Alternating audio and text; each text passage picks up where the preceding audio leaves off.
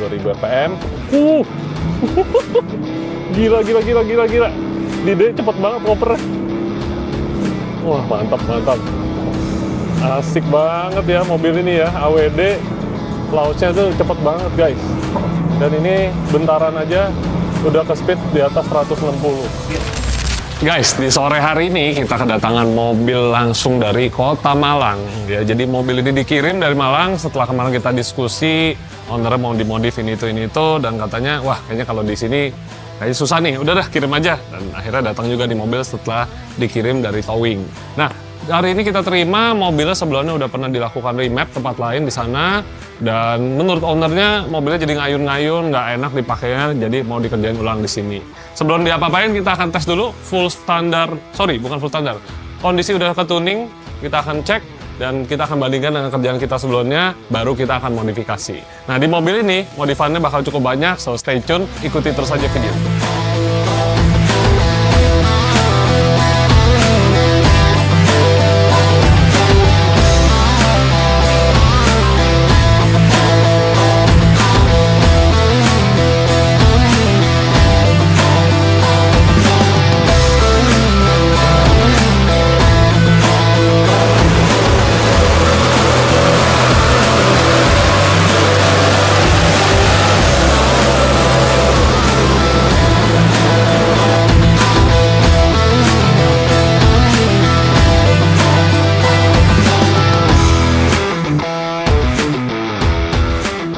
Nah, di mobil ini dari owner katanya ada komplain dia agak ndut-ndutan gitu ya, jadi tenaga bawanya kayak nggak ada, toto ada.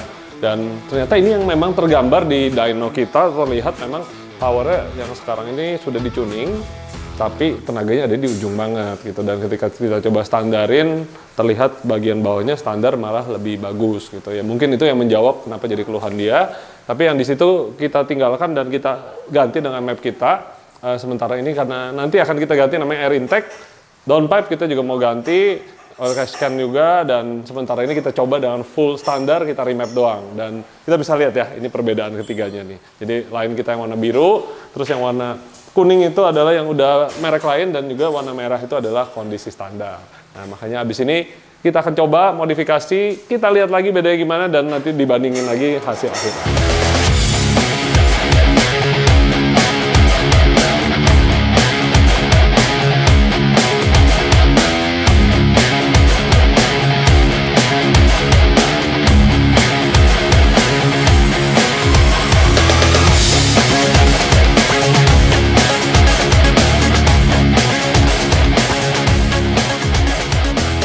Nah, sekarang kita mau bedah sedikit ya mengenai parts yang ada di LC300 ini. Jadi, pertama tuh kan ke air filter ya. Jadi dari air filter itu masuk, dia menuju ke inlet turbo, dan dari inlet turbo itu dilanjutin lewat pipa. Pipanya itu nyambung ke sini nih. Ini yang namanya intercooler. Ups, di sini keluar airnya ya. Ya, di sini jadi ini yang namanya water air intercooler. Jadi intercoolernya kecil banget, segede gini aja. Dan seperti kita bisa lihat tadi ya, di sini ini keluar yang namanya coolant. Ini warnanya merah-merah ini adalah air radiator. Jadi didinginkan oleh air radiator untuk mendinginkan udara masuk. Ini kita sebutnya water air intercooler. Di sini ntar kalau gue kasih lihat nih dalamnya, ini terlihat ya dalam seperti radiator. Dan ini akan diteruskan ke throttle body. Sini kita bisa lihat ada temperatur sensor juga ya, di sini satu dan di sini ada satu. Jadi kita bisa lihat nanti before sama after intercooler tuh bisa dimonitor perbedaan intercoolernya. Dan menariknya ini kecil begini tapi bisa mendinginkan tenaga sampai 400 horsepower. 300 horsepower. Jadinya ya memang Toyota udah desain seperti ini, tapi gue yakin nanti pasti ada yang bikin aftermarketnya ya, yang lebih tebal, lebih bisa mendinginkan lagi apabila kita mau naikin powernya. Dan di sini kita bisa lihat juga nih di dalamnya ini nggak jauh beda sama mobil-mobil diesel lainnya ya. Di sini banyak terdapat oli, dan gue yakin ini adalah uap oli karena dari blow by ya. Yang kita bilang dari pembakaran mesin itu biasa ada satu selang menuju ke intake-nya turbo, itulah yang biasanya dimasukin balik ke dalam pipa ini. Makanya gue yakin nih di dalam sini nih pasti banyak olinya nih. Kita cek ya. Nah, jadi dari sini diterusin ke dalam throttle body dan nah kalian bisa lihat ya. ini tuh di sini banyak terdapat oli-oli nih. Tuh. Oli-oli kotor. Di sini juga sama nih. Ini kilometer masih kecil loh guys, dan ini tuh kalian bisa lihat ya, banyak terdapat kotoran-kotoran oli. Dan dalamnya ternyata wah, lumayan parah sih. Nah, ternyata nggak jauh beda dengan LC200. Kalau kita colek nih di sini. Ya. Tuh, dalamnya kalian bisa lihat. Ini gue yakin adalah kotoran dari EGR dicampur dengan uap oli tadi yang balik lewat intake. Jadi dari sini masuk ke dalam sini ada uap oli. Nah, ini adalah pipa EGR nih. Jadi banyak hasil pembakaran nggak sempurna, mungkin banyak macet, dan juga bahan bakar Indonesia itu memang kan dibilang tuh banyak mengandung apa ya, sulfur, dan juga ampasnya tuh masih banyak gitu. Jadi di sini bisa terlihat di bagian exhaustnya ya, tuh di sini tuh banyak banget. Dan kalian bisa bayangin ini semua balik lagi ke dalam intake-nya kotornya kayak apa tuh kira-kira. Oke, dari situ dilanjutin ke ruang bakar, ke intake manifold, lalu pembakaran itu dari turbo keluar ke sini nih. Ini yang namanya downpipe. Ya, ini agak berat karena turbonya dia ada dua, jadi keluarnya dua ini lubang, masuk ke katalik besar di tengah, dan dikeluarin lagi ke belakang melalui satu pipa V-band di sini ya. Nah, jadi pipa ini yang akan nyambung ke bagian front pipe, dan ini akan nyambung lagi ke bagian muffler belakang. Disinilah gue yakin bakal banyak tumpukan kerak. Kita coba sekarang kita masukin kamera kecil, yuk kita lihat. Nah, sekarang kita masukin kamera ya ke dalam bagian exhaustnya. Gue mau lihat apakah ini DPF apa hanya sebagai katalik ya. Kalau di diesel namanya DOC, Diesel Oxidation Catalyst. Jadi ya fungsinya kurang lebih sama, mengurai racun-racun. Dan kalau ATPM sih harusnya dia nggak ada DPF. Jadi benar-benar cuma ada satu ini. Karena kalau yang Euro 5, Euro 6 pasti ada 2-3 lapis nih. Ada yang namanya AdBlue, SCR, DPF, ada katalik. Nah, itu ribet banget. Tapi gue yakin kalau di Indonesia masuk resmi harusnya nggak ada. Nah, sekarang kita bisa lihat nih, kamera masuk, dan ternyata ini memang cuma katalik karena lubangnya juga cukup gede-gede. Dan kalau kita tes di sini ya, setelah di lap, tuh bisa terlihat nih banyak hitam-hitam ini. Ya memang itu artinya dari sisa-sisa pembakaran yang tidak sempurna itu keluar ke knalpot. Tapi di mobil diesel ada yang namanya EGR ya, jadi pembuangan knalpot itu dibakar balik ke intake, dan itulah yang numpuk di sini. Yuk kita kasih lihat lebih jelas. Nah, di sini ya kalian bisa lihat inilah hasil dari EGR, alias exhaust gas recirculation. Jadi sisa dari knalpot punya gas itu yang ditembak balik ke mesin, dan kalian bisa lihat tuh, campur dengan oli ya. Inilah jadi resep numpuk kerak di dalam ruang mesin ya. Tuh kalian bisa lihat tadinya banyak yang halus-halus, ini sekarang kecampur ada minyak, itu dari udara yang kecampur dengan oli ya, uap oli. Makanya kenapa gue saranin banget di mobil ini wajib pasang namanya oil catch can. Jadi untuk memisahkan uap oli, jadi biar nggak campur sama sisa kotoran EGR. Nah, kebetulan di mobil ini kita juga akan gantikan downpipe-nya. Kita pakai catless, jadi udah nggak pakai katalik. EGR akan gue matiin juga biar nggak nyampur-nyampur.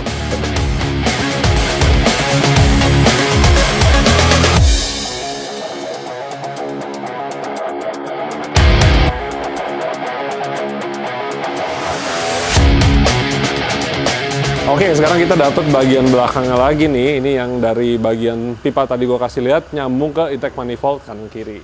Kita lihat ya, ini satisfying tapi jijik juga rasanya.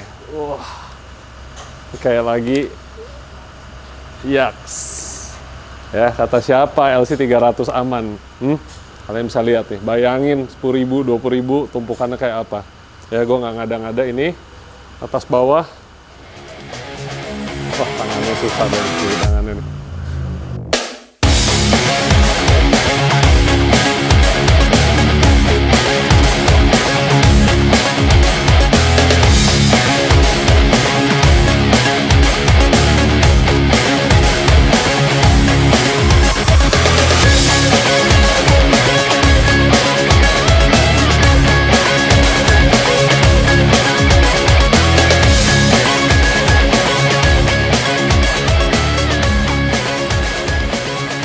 Oke, akhirnya Land Cruiser ini udah selesai dimodifikasi kemarin. Ada pemasangan air intake, AEV power, terus di sini juga ada oil catch can, Downpipe juga sudah terpasang, sayangnya udah nggak kelihatan, begitu udah ditutup, udah rapih deh pokoknya.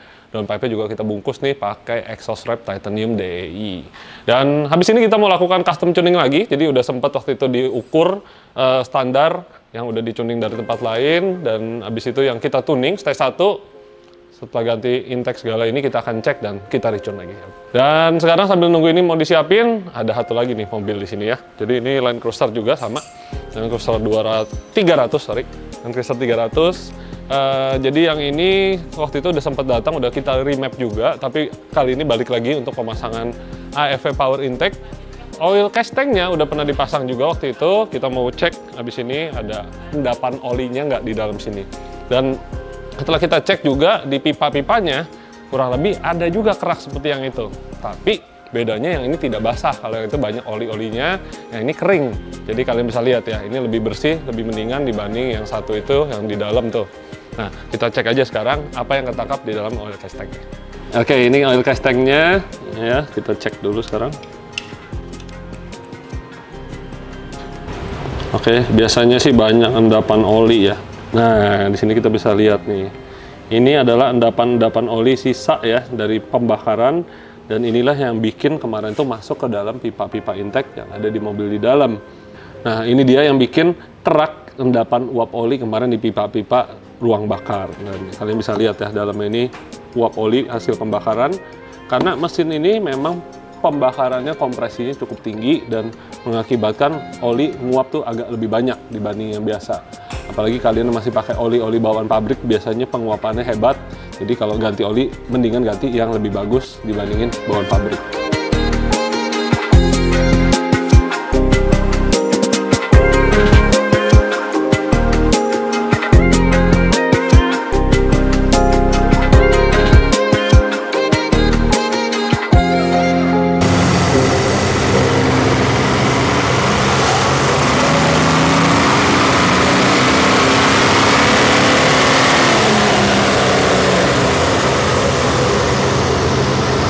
Nah, jadi waktu itu kita udah remap, dengan remap stage 1 kita, kondisinya intake masih standar. Pokoknya standar semua nih, nggak diganti apa-apa. Kita udah dapat power sampai 309 wheel horsepower. Dan ini didapat dengan kondisi full stock, lalu kita modif. Ganti intake, ganti downpipe. Apa yang terjadi setelah diganti, kita pasang, langsung dia turun powernya, bukannya naik ya. Jadi bukan berarti intake-nya jelek. Karena di mobil diesel, kalau kita ganti intake, ganti downpipe, boost turbonya berubah, hitungan air fuel ratio-nya juga berubah. Nah, ini menyebabkan harus di-calibrate ulang. Jadi, pemasangan parts tanpa kita lakukan tune yang sesuai tidak akan bisa bikin mobilnya jadi enak, malah jadi turun. Tapi setelah kita lakukan retune, boom, dari bawah sampai atas langsung keluar powernya ya. Sini jadi kita bisa bandingkan stage 1 ke stage 2-nya, ini keluar lagi. Powernya lebih bagus dan juga torsinya lebih naik lagi. Torsinya udah mencapai sampai 700 Nm, on wheel powernya sekarang peaknya sampai 316,5, dan engine powernya artinya sekarang kita sudah capai sampai 427 horsepower on engine dari mesin yang bawaannya 300 HP. Gila ya, jadi udah dapat power lebih, torsi, dan juga sekarang lebih lebar power band. Ini yang kita butuh, harusnya dipakai juga lebih enak. Langsung aja yuk kita tes mobilnya di jalan. Nah, udah kepasang semua, intake, downpipe, oil cast tank. Nah, bagian mufflernya ini yang belum diganti. Tapi ini udah kita remap juga. Plus kita juga udah matiin EGR ya, jadi biar nggak terjadi lagi penumpukan nantinya di EGR plus, karena udah ada oil cast tank kan, jadi tidak ada uap oli berlebih yang masuk lagi dalam intake pembakaran. Sekarang kita mau tes rasanya kayak gimana sih mobil yang udah kita remap tuning stage 2 ini, rasanya gimana di jalan. Yuk langsung aja kita tes di jalan. Jadi mobil ini temanya sih sleeper ya, dia nggak mau suaranya terlalu dengar kayak racing gitu. Jadi diputusin mufflernya kita nggak ganti. Tapi di sini kita mau semuanya tetap lebih enak, lebih plong, bisa irit bahan bakar juga, dan juga tetap awet tentunya, karena ini kan bukan buat drag race ya. Kita bakal pakai panjang nih mobilnya. Nah, dari bawaan pabrik udah ketahuan, udah pasti bentaran juga akan rusak. Kenapa? Karena tumpukan kerak itu yang memenuhi intake segala itu akan bikin mesin kita jadi masalah. Selain jadi berat tarikannya, kedua juga nanti lama-lama numpuk kerak itu bisa ngeblok ya jalur udara masuk, bikin exhaust gas temperature tinggi, turbonya juga kotor, katalik mampet. Nah, setelah udah dimodif seperti ini, gue yakin ini bakal jauh lebih aman dipakai. Terus udah gitu juga kita bisa pantau penguapan oli dari oil gas tank. Nanti kita bisa buka tiap 5.000 kilo, kita lihat. Oli mesin emang jadi masalah di mobil ini nih. Jadi 3.300 cc diesel ini, kalau olinya nggak bagus, penguapannya ekstrim, selain olinya berkurang, udah gitu juga olinya ya pindah ke jalur intake. Kalau udah diginiin sih harusnya udah lebih aman ya. Dan ini juga udah menggunakan oli dari Q8 yang tipenya ini special diesel ya, untuk diesel 8.800, dan memang ini kuat untuk truk-truk gede ibaratnya. Nah, dipakai di mobil passenger tentunya jauh lebih aman, lebih durable, karena kan loadnya tidak sebesar mobil-mobil diesel yang untuk angkutan barang. Nah, kita coba mungkin di mode-nya yang normal dulu deh ya, nggak usah di aneh-aneh dulu nih. Kita coba dari normal, taruhnya di D aja. Ketika lagi nanjak seperti ini kita bisa lihat ya, gue gas cuma sekitar 1/4. Nah, di sini kita udah langsung masuk RPM 3000-an. Rasanya asik juga ya. Tarikannya cepet nih, ini sih dibanding Fortuner jauh lebih berasa. Oke, sekarang kita udah ada jalan datar. Kita coba akselerasi di mode normal ya. Mungkin nggak akan speed tinggi-tinggi nih, karena mobilnya tinggi, ngeri. Kita coba. Oke.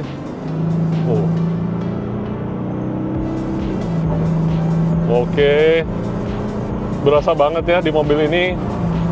Angin tuh rasanya tuh tembus banget ya. Suara angin tuh wir-wir-wir-wirnya itu masih kedengeran, padahal udah sekelas mobil Land Cruiser nih. Tapi speednya cepet banget tadi ke 160-an. Itu belum gua gaspol, itu baru setengah gas. Rasanya memang mobil ini jauh lebih stabil, tapi tetap aja namanya mobil tinggi, angin kolongnya tuh berasa ya. Jadi gua nggak berani nih terlalu kencang pakai mobil ini. Tapi kita coba akselerasi sekali lagi.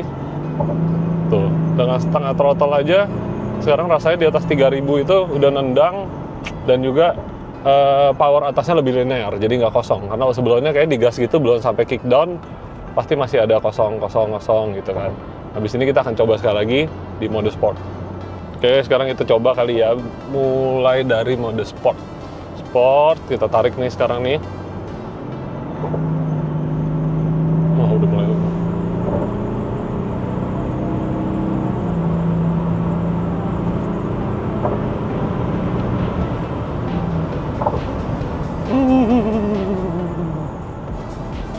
Nah, sekarang kita mau coba nih dari diem, tapi gue pakai D aja karena Toyota gue tahu bukan yang terbaik kalau melakukan perpindahan gigi ya. Jadi di sini kita coba traction off sampai fully off. Nah, oke, kita akan coba launch dari RPM sekitar 2000. Ini AWD nih, harusnya enak. Kita coba aja langsung. 2000 RPM. Gila. Di D cepet banget ngopernya. Wah, mantap. Asik banget ya mobil ini ya, AWD. Launchnya tuh cepet banget guys. Dan ini bentaran aja udah ke speed di atas 160. Cuman yang remnya begitu deh. Land Cruiser remnya agak telat banget ya. Waktu kita rem, mobilnya kayak masih nyelonong terus, rasanya ngeri. Tapi rupanya asiknya itu ketika dia di automatic mode-nya tanam terus, kalian bisa lihat tadi akselerasinya cepet banget. Ngeri sih rasanya mobil tinggi tapi kencengnya kayak begini, nggak ada suara knalpot dah gitu. Gue sih tidak terbiasa deh dengan sensasi seperti ini. Gue bingung, makanya yang bisa naik Fortuner, Pajero kebut-kebutan, selap-selip di tol 180-200, wah nyalinya sih top ya. Kalau gue sih jujur nggak berani yang kayak begitu. Nah, tadi kita udah tes mobilnya di jalan, hasilnya juga enak banget, dari respon bawah, hard throttle, dan terakhirnya gaspol juga udah oke banget ya, ngejambak banget.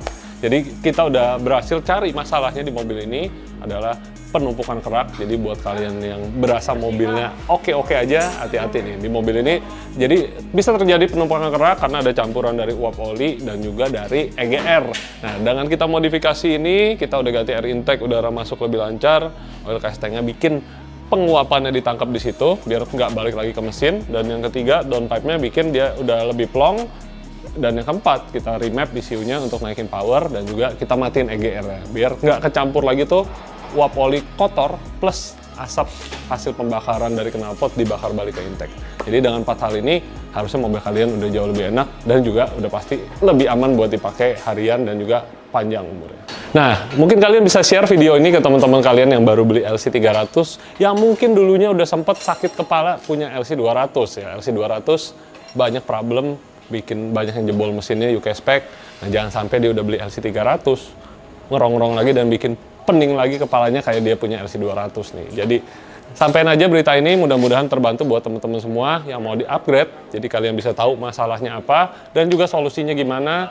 Plus kalau mau bikin lebih enak, kita juga punya parts-parts lainnya juga seperti knalpot, throttle controller, ya, dan parts-parts ini bikin mobilnya jauh lebih fun to drive dan juga lebih kencang.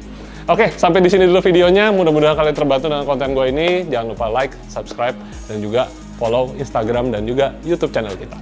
Sampai ketemu di video berikutnya. Oke, kita coba. Saya mati. Nah, oke, sekarang jalan depan udah kosong nih. Gua akan tes kita dari gigi rendah ya, main manual. Kita gaspol sekarang.